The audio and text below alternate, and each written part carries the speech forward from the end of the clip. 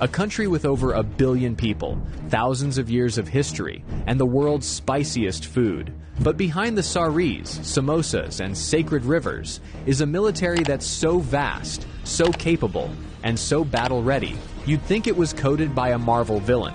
This is not the India you think you know. Because while some countries flex with parades, India just silently upgrades, drills in 3 climate zones, and prepares for war across land, sea, air, space, and cyberspace, all at once. So buckle up, because India's military might, it's on another level. Let's talk geography, because India doesn't live in a quiet cul-de-sac. It's in the world's most intense neighborhood. To the north, you've got China, nuclear-armed, high altitude, and constantly eyeballing mountain borders. To the west, Pakistan, with decades of tension and history that could fill its own Netflix series. To the east, jungle borders with Myanmar, insurgent hotspots, and some of the toughest terrain on Earth. And to the south, the Indian Ocean, where everyone from the US Navy to Chinese submarines likes to just hang out. In other words, India is surrounded by drama. But here's the twist. While most countries would freak out, India builds a defense force designed for permanent pressure. Because peace is nice, but being unbreakable, that's better. India's army isn't just big, it's seasoned. With over 1.2 million active personnel and hundreds of thousands in reserve, it's one of the largest standing armies on the planet. But this isn't just about numbers, it's about experience. While some armies do war games in the desert once a year, Indian soldiers are literally fighting real skirmishes in the Himalayas, guarding borders at minus 30 degrees Celsius, and tracking insurgents through monsoon-soaked jungles. Imagine doing combat patrols with frozen eyelids or humidity so thick your socks turn into soup. That's Tuesday in the Indian Army. And then we get to the elite units. Para-SF, India's special forces that train to jump into war zones from 30,000 feet up. They go behind enemy lines and vanish like a WhatsApp status. Ghatak platoons, the army's pointy end of the spear. First in, last out, always loud. RR, Rashtriya Rifles. Fighting counterinsurgency operations 24/7. Not hypothetical, not training. Real combat, real bullets, real stakes. And they're not just trained for ground warfare. They're trained for multi-front conflict, from urban environments to mountain peaks higher than most planes fly. You want gritty?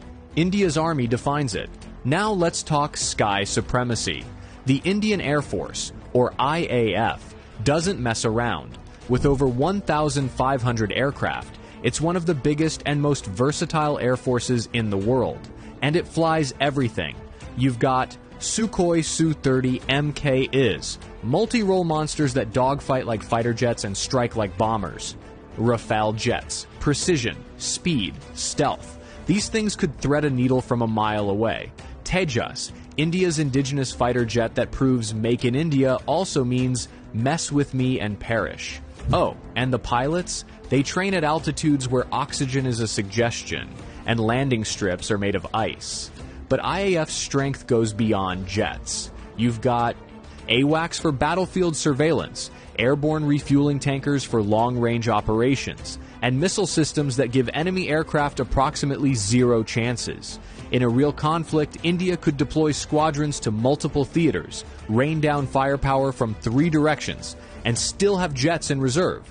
And did I mention they once bombed a terrorist camp 80 kilometers into another country, casually flew back and said, "Yup, we did that"? Yeah, they don't bluff. Now, let's go aquatic. India's Navy is the silent assassin of South Asia. It guards over 7,500 kilometers of coastline, controls key shipping lanes in the Indian Ocean, and has eyes on every passing vessel. We're talking aircraft carriers, INS Vikrant and INS Vikramaditya, stealth destroyers, frigates, corvettes, and landing ships, and nuclear submarines that can launch ballistic missiles from under the damn ocean. The Navy doesn't just protect, it projects. It performs joint drills with the US, Japan, Australia, France, you name it. Why? Because India knows something every superpower knows too. Whoever controls the Indian Ocean controls trade, and India has home field advantage. Plus, if things ever go nuclear, the Navy has INS Arihant, the nuclear-powered submarine with second strike capability, meaning even if everything else is taken out, India can still end you from under the waves. Their missile arsenal is no joke. Agni series. These are not firecrackers. They're long-range nuclear-capable ballistic missiles. BrahMos, one of the fastest cruise missiles in the world, co-developed with Russia. It hits targets faster than most people hit the snooze button. And they're not stopping there. India is investing in hypersonic tech, anti-satellite weapons, AI-enabled drones, and space surveillance. You know that time India shot down its own satellite in orbit just to prove it could?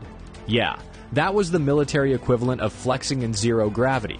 And while other nations are figuring out drone warfare, India is already using domestically built UAVs for surveillance, target acquisition, and strike operations. This isn't just defense, it's domination through innovation. Not all wars are fought with bullets. The country knows the next major war could start with a keyboard, not a gun. So the country is building one of the most formidable cyber defense and cyber offense teams on the planet. They've got CERT-IN, India's Cyber Emergency Response Team, RAW, the shadowy foreign intelligence agency that makes MI6 look like the Scooby-Doo gang, NTRO, the tech spy wing that focuses on signals intelligence, satellite interception, and cyber espionage. From protecting infrastructure to disrupting terror networks, India's digital warriors are already fighting tomorrow's wars. Today. Here's the final boss level. India isn't just armed, it's nuclear armed, with a doctrine of no first use, but a guaranteed second strike that could end cities. With a triad of nuclear delivery systems, land, air, and sea, India ensures that any attack ends in instant regret. But the real strength? Resilience. India has fought multiple wars, faced insurgencies, and bounced back from terror attacks without crumbling. Its soldiers are battle-tested, its people are proud, and its doctrine is clear.